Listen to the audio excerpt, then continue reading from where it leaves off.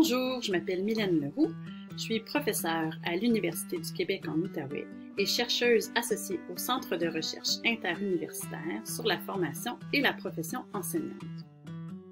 Je m'intéresse à la différenciation pédagogique depuis un peu plus d'une dizaine d'années, que ce soit dans mon enseignement ou dans mes recherches, ce qui m'a amené à publier en 2016 avec ma collègue Mélanie Paré un ouvrage sur le sujet.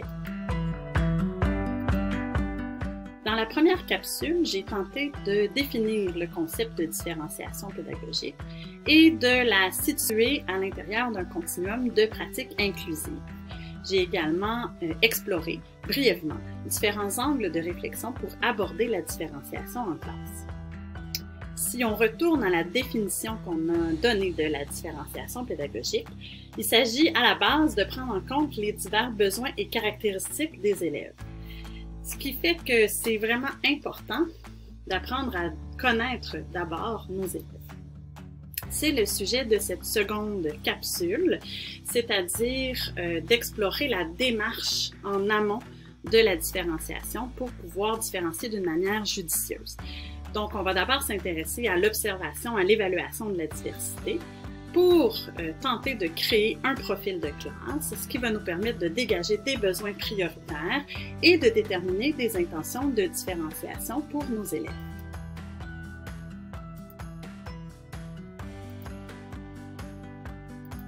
Ce qu'il faut d'abord considérer, c'est que l'homogénéité à l'école, ça n'existe pas, c'est un leurre. La diversité, elle se présente sous de multiples facettes qui dépassent l'élève lui-même, c'est-à-dire que ça peut consister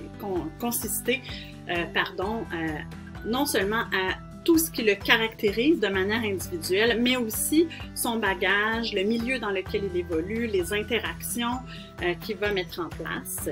Donc, ça fait en sorte que, puisqu'il existe de nombreuses variables d'hétérogénéité, la différenciation va être importante dans toutes les classes.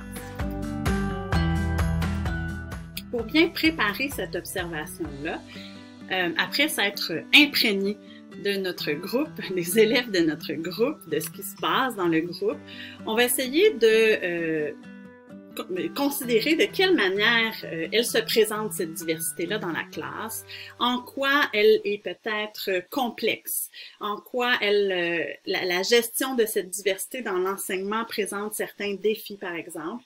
C'est ce qui va nous amener à cibler certaines variables particulières sur lesquelles on va vouloir aller chercher davantage d'informations. Une fois que ces variables-là semblent émerger, sont identifiées, on va choisir des outils de collecte des données qui vont être les plus pertinents pour ces différentes variables-là.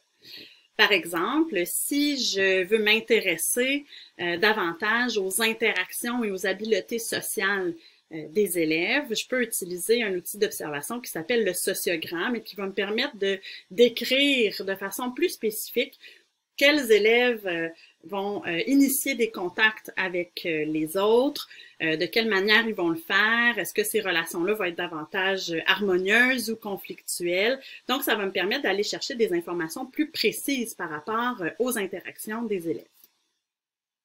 Ces observations-là vont se faire à différents moments et en utilisant différents outils. Alors, ça peut se faire, par exemple, en observant des moments de travail ou d'activité en classe, que ce soit en travail autonome, en travail d'équipe. Ça peut se passer à la récréation, lors d'une période de spécialiste. Donc, il y a vraiment de nombreuses situations dans lesquelles on peut observer, de nombreux outils qu'on peut utiliser.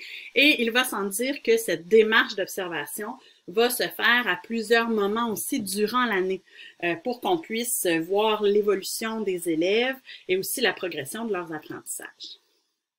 Ces données d'observation vont me servir à compléter ce qu'on appelle un profil de classe. Donc, habituellement, comme c'est présenté ici par l'exemple qui est fourni dans notre livre, ça va généralement être un tableau synthèse où on va retrouver les noms de nos élèves et quelques informations sur les variables qu'on est allé observer.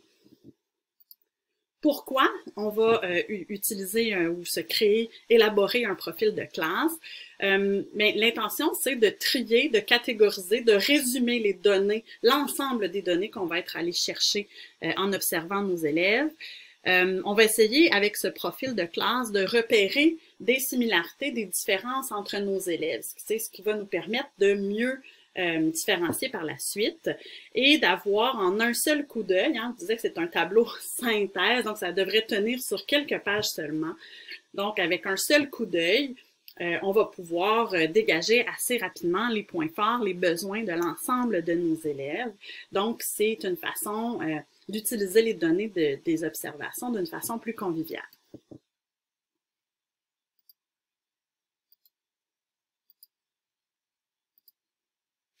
À partir de ce profil, on va essayer de dégager les besoins de nos élèves. Alors, il y a plusieurs façons de catégoriser ces besoins-là. Moi, j'aime bien me référer à Archambault et Chouinard et aussi à Tomlinson, qui reprennent certaines grandes lignes de la théorie de Maslow. Ici, ce qu'on voit davantage, ce sont les besoins psychologiques, mais il y a aussi des besoins, évidemment, physiologiques qu'on pourrait ajouter, le besoin de bouger, par exemple, des élèves. Donc, c'est pas nécessairement exhaustif, mais c'est seulement pour donner quelques repères.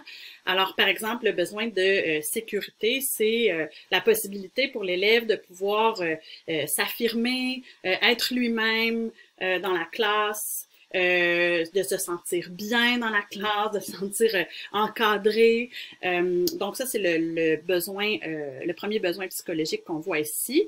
Ensuite, le besoin d'affiliation, c'est celui qui touche les interactions entre les élèves, le développement d'un sentiment d'appartenance au groupe. Le besoin de compétences réfère aux capacités de l'élève. Donc, est-ce que je lui propose des tâches qui tiennent compte de ses capacités? Donc, je peux me référer ici à la zone de développement proximal, c'est-à-dire est-ce que je propose à l'élève des activités qui sont ni trop faciles ni trop difficiles, de manière à stimuler son engagement et son apprentissage. Le besoin d'autonomie concerne les choix que je vais donner à l'élève. Donc, est-ce que l'élève a un pouvoir sur la tâche, sur les apprentissages, donc sur les différentes activités qui vont se dérouler dans la classe? Et la signifiance, le besoin de signifiance va concerner pour sa part l'utilité, le sens que je vais donner aux apprentissages.